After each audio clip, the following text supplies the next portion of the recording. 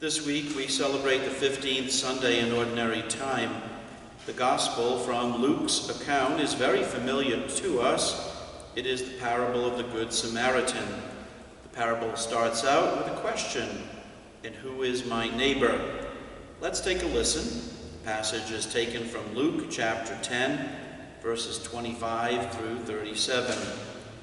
There was a scholar of the law who stood up to test Jesus and said, "Teacher, what must I do to inherit eternal life?" Jesus said to him, "What is written in the law? How do you read it?" He said in reply, "You shall love the Lord your God with all your heart, with all your being, with all your strength, and with all your mind, and your neighbor as yourself." He replied to him, "You have answered correctly. Do this, and you will live." But because he wished to justify himself, he said to Jesus, "And who is my neighbor?" Jesus replied, "A man fell victim to robbers as he went down from Jerusalem to Jericho. They stripped and beat him and went off, leaving him half dead. A priest happened to be going down that road, and when he saw him, he passed by on the opposite side. Likewise, a Levite came to the place, and when he saw him, he passed by on the opposite side. But a Samaritan traveler who came upon him was moved with compassion at the sight. He approached the victim, poured oil and wine over his wounds, and bandaged them. Then he lifted him on his own animal, took him to an inn, and cared for him. The next day he took out 2 silver coins and gave them to the innkeeper with the instruction, "Take care of him. If you spend more than what I have given you, I shall repay you on my way back." Which of these 3, in your opinion, was neighbor to the robber's victim? He answered, "The one who treated him with mercy."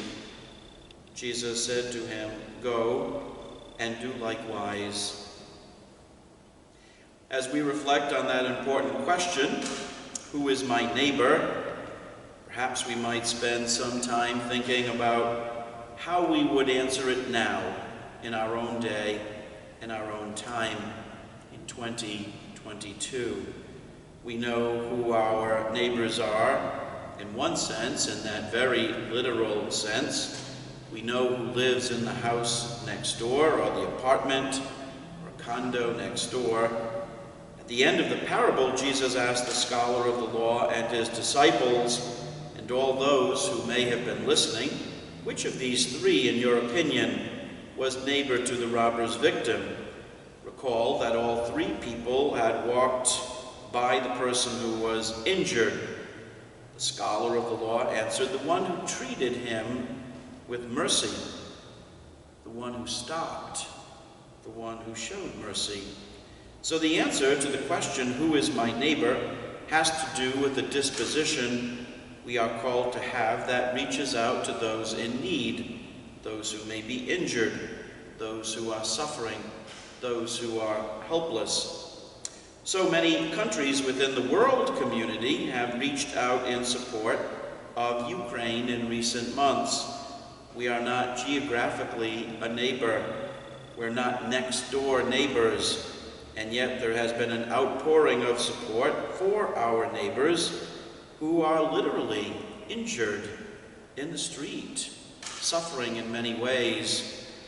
The unlikely neighbor in the parable was the Samaritan, someone who was no friend of the Jews.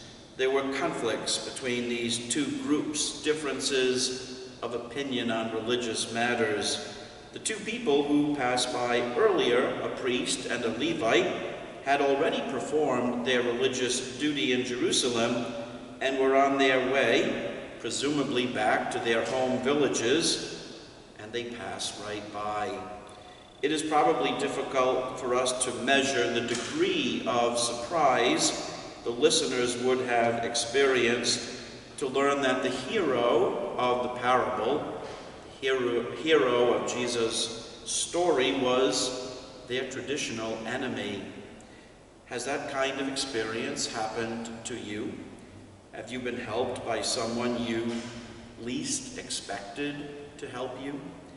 Have you reached out to someone offering help, someone who is a stranger, or someone you had no connection with?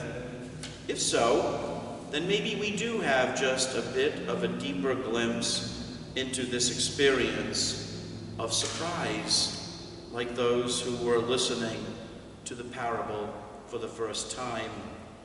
Look at the gospel with fresh eyes, a gospel that can take on a new life as it is shaped by our personal lives, the experience of local, national, and world events.